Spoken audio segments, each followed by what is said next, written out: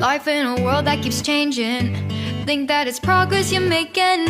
Copy and paste pretty faces all the time. Pictures so perfect we play.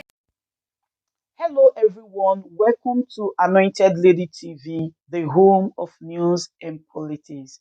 If it is your first time in this channel, you are highly welcome. Thank you so much for stopping by. And if you like what we do on this channel, hit on the subscribe button, also put on the notification bell so you'll be notified by YouTube anytime we drop a new video. And if you are returning subscribers, thank you very much for always coming back to watch our videos. On this platform, we drop videos every day and we react to every video that come our way. And on this very video, I will be watching with you. And after watching, let's go to the comment section and drop our opinion constructively. Like our videos and also share our videos if possible. See you next time in my next video. I've seen soldiers solving a problem. Soldiers don't solve a problem. The leadership must meet and discuss and come up with a binding decision. That's why we say we need one legislature, one military, one currency, one president, so that we know when we go into Mozambique, it's not an interference, it's us providing a solution to our own problems. What peace did NATO take to Libya? Look at what you did to Libya to date. Because you are going after one man, you destroy the whole country. So if it brought peace in Norway, it has not brought peace in Africa. And our experience with NATO is not what you have experienced. And therefore, we respectfully disagree with that. We need to strengthen AU, give it more teeth to bite. The decisions of the AU must be taken and they must be firmly implemented by countries of Africa if we are going to say this is a serious continental body. You know, this thing of territorial threats, we know them here. We've got an army base here in Botswana. What is America doing here in Botswana? Why is Africa not in American borders? What do you call that? And you come and say imperialism and colonialism is finished. When people expand their territorial expansion through putting military bases at our borders. There's a military base here.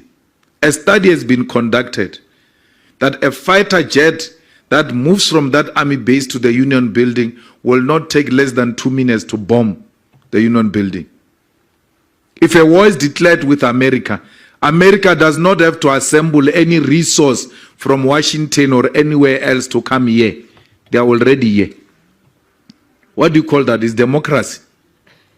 It's free world. We must celebrate that and say, no, imperialism is no longer there. It's in our head. We understand what Putin is fighting against because we have it here. Here. What is it doing here? We never went to Asia. We never went to Europe. We never went to America. We are here. We don't establish bases anywhere. Why should you establish bases in military bases in our continent? And when we speak, it's called old-fashioned politics. That they are out of fashion. There's no such a thing as imperialism. When imperialism is breathing on our neck, yeah, we're not going to allow that. We are going to expose that American military base here all the time in the platforms we get and educate our people that this is exactly what Putin is fighting against. America will not allow that. That Russia must go and establish a military base in Cuba with missiles facing the USA. They won't allow that. So we must not be allowed, we must not be asked to accept the things that you will not accept if they were to happen in your countries. And that's what we are talking about when we speak about NATO and peace not going together. The same thing with the European Union. Don't say, what are we going to ask from you? That's a big brother mentality. What are you going to ask from us? Yes, don't say, why should it be us who are asking? We're not asking for anything. We're fine. So let's relate as equals, not as a beggar and the big brother supplier. No, we will relate with the European Union. It's a necessary body. We'll relate with it, we'll respect it, and the respect must be mutual, and will engage on what is in the interest of our countries, not what is in the interest of the European Union. We're in a mess now. We've decommissioned our power stations because countries like the USA, like the UK have said to us, no, do away with these things. We are going to introduce green energy. Here's the money and all of that. People took the money. There is no electricity today. So we ought to relate as equals so that no one imposes their ideas on us. We are people that subscribe to superior logic. Anything that is scientific, anything that has been proven, anything that makes sense, we'll agree with it. It doesn't matter whether it comes from European Union or it comes from BRICS or it comes from China or Russia. No, we will not agree with anything that seeks to belittle us and make us look like we are beggars in this kind of a relationship. So that's the same with AGOA. You can't use AGOA to threaten us in terms of our sovereignty and our foreign policy. That if you are going to bring Putin here and not defy, will do away with AGOA. You can do away with AGOA. We remain with our sovereignty. Should you strip us of our dignity because we are desperately looking for AGOA? That our foreign policy is now determined somewhere else. Which nation can be proud of that? That our foreign policy is determined somewhere because we are beneficiaries of AGOA. It can't be correct. Let's trade and have those benefits of AGOA out of mutual understanding and respect for each other's sovereignty and foreign policy. Not that today, because we don't agree on Putin, you must withdraw the whole thing. That is puppeting, that is belittling, that is making us look like we are beggars.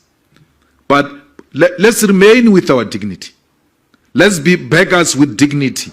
Not stripped of dignity and thinking that you are what you are not. You can't even make your own foreign policy determinations because AGOA will be taken away. We are spreading the wings of the EFF. We have EFF in Liberia, we have EFF in Lesotho, we have EFF in Namibia, we have EFF in Zimbabwe. We're a young organization in terms of age, but already we're finding an expression in other African countries because we're trying to take this spirit into other African countries. We need to strengthen AU, give it more teeth to bite. The decisions of the AU must be taken and they must be firmly implemented by countries of Africa if we are going to say this is a serious continental. The crossing of Africans into Europe and other countries is exactly based on what I said, the mismanagement of our countries. Because we're not poor. We should be providing solutions. We're a typical example of how resourced we are. That's why you see other nations have left their countries to come and colonize us. We never went to colonize anyone. They came looking for our resources. So if people can leave their countries to come and colonize us here, it should be an evidence enough that we are resourced enough, and therefore we should use that resource for the benefit of Africans and not the other way around. there is a reluctance because to create a formidable thing like an African government, because everybody benefits from these little cocoons. You are called a president of Swaziland, president, prime minister or something. But your country is not bigger than Soweto. What is that? Then it means Soweto must be a country also. So, but because they benefit from that, they don't even want to engage in this discussion. Because it's an individuals who benefit from it. That's why there's no concrete plan to go into it, and there's no a single president that leads this discussion and put it firmly on the agenda of the AU. That the original thought of the AU as OAU, it was to establish, the founding fathers wanted to establish a solid government. And they got defeated in that discussion. But the intention has always been to create a solid government from its inception. That we should come together and be one. And something came out of it, and it never went back to what it was supposed to be, a government, a united government of Africa. And that's what we'll advocate for ourselves as the EFF. Africa Free Trade is a movement in the right direction. But the first thing we need to do, which the AU must firmly resolve, is to do away with the visa for Africans. There should not be a visa for Africans. The same way the Europeans have one visa, they travel everywhere, they are one thing. What they have, they don't want us to have it. There shouldn't be a visa in Africa. Free movement of people should be allowed. And there's no one who's going to leave Nigeria to come and settle here. It's not true, that thing. It's a myth. I mean, I come from a province called Limpopo. We don't need visa to go to Johannesburg. But people are still there in Limpopo. They've not left Limpopo to Johannesburg. So doing away with visa doesn't mean automatically people are going to leave their homes to where the economy is prospering. It's not true. Johannesburg, Gauteng is doing much better than Limpopo. But the people are not leaving Limpopo to Gauteng.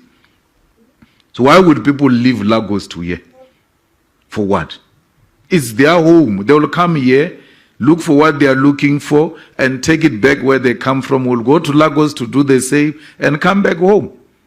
We have a problem here of unemployment of South Africans who are told by the previous apartheid mentality and colonialism, brainwashed, that South Africa is superior, is better.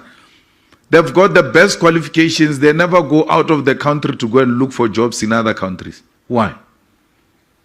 Why? Why are they not going all out of Africa? We have nurses, we've got, now we're told doctors, we now have teachers, we have this. Africa is in need of that skill. You going to work anywhere in Africa, in Ghana, it doesn't mean you left your home. It's the same as me leaving Limpopo to come here. When the time permits, I go back home. So what is the problem? Let's go. They need to go. The continent, it's our home. We must all go there and become one thing. Once we do away with the visa, we are going to know each other. The reason why we are scared is because we don't know each other. We know each other through the lenses of our enemies. We don't know each other. So we must first know each other if we're going to build the government of Africa. So it's important that we engage in this thing. Free movement of people and goods, it will help us appreciate the existence of each other and bring us more closer for the unity of this continent. Well, African Union is it's a meeting of friends who don't even call each other to order. They can meet with a dictator who has just, killed his own people, and then meet for the whole week and not even mention it. So we can't allow the African Union to continue to work the way it is working. We are talking here about SADC. We have a problem here in Zimbabwe. These members of SADC don't call the government of Zimbabwe to order because it's a group of brothers. That government is violating people there. It has just passed a law of gatherings and speeches and all of that. If they don't like you, you are having a political rally, they just send soldiers, they shoot at you and all of. No one in SADC has raised his voice to say, but what is this?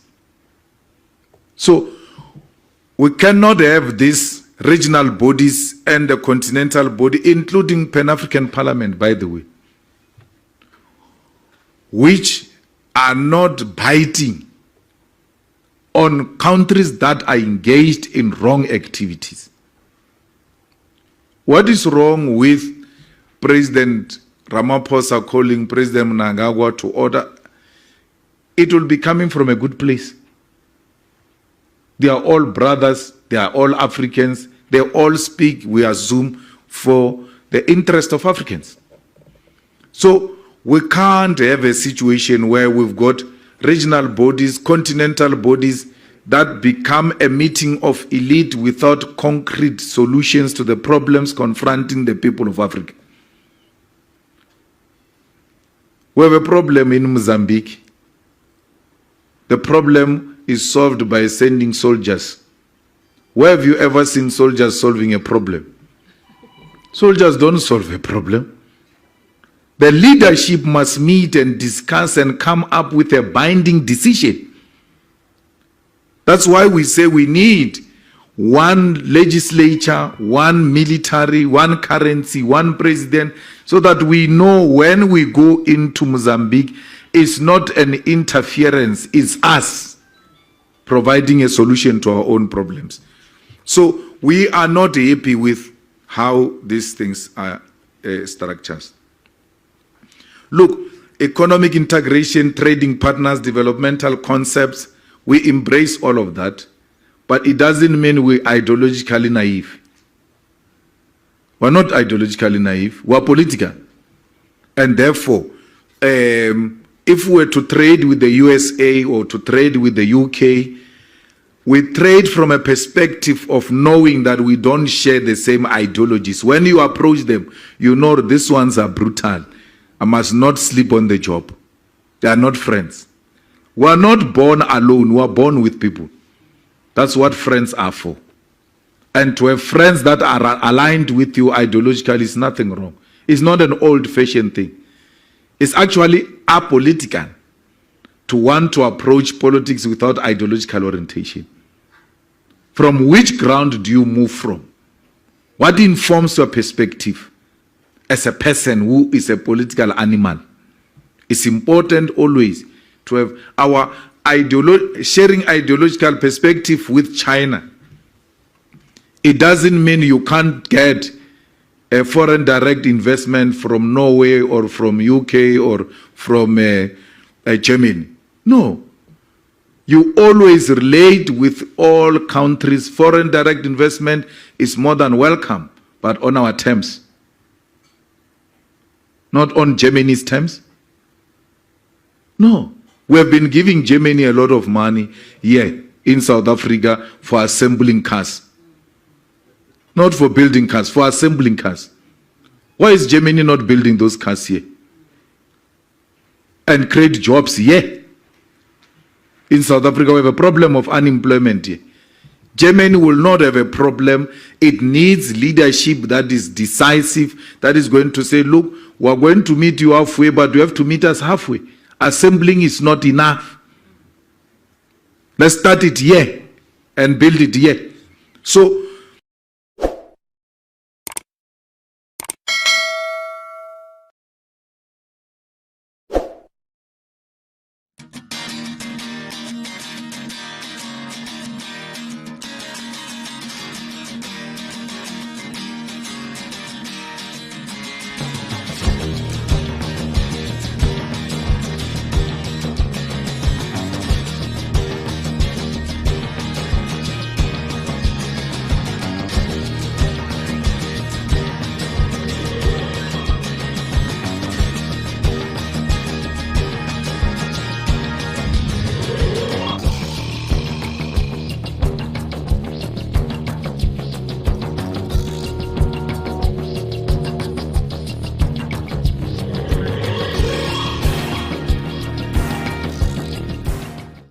gentlemen, good day my brothers and sisters, my mommies and my daddies over there.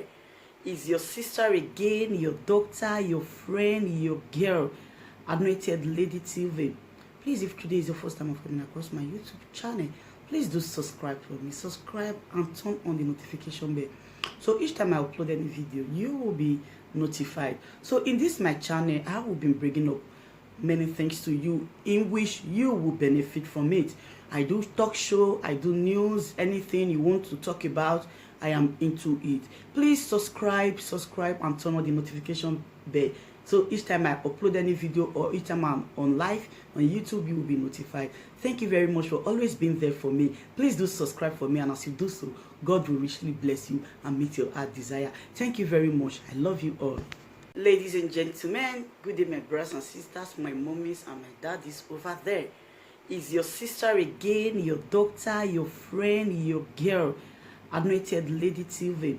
Please, if today is your first time of coming across my YouTube channel, please do subscribe for me. Subscribe and turn on the notification bell. So each time I upload any video, you will be notified. So in this my channel, I will be bringing up many things to you in which you will benefit from it. I do talk show, I do news, anything you want to talk about, I am into it. Please subscribe and turn on the notification bell. So each time I upload any video or each time I'm on live on YouTube, you will be notified. Thank you very much for always being there for me. Please do subscribe for me, and as you do so, God will richly bless you and meet your heart desire. Thank you very much. I love you all.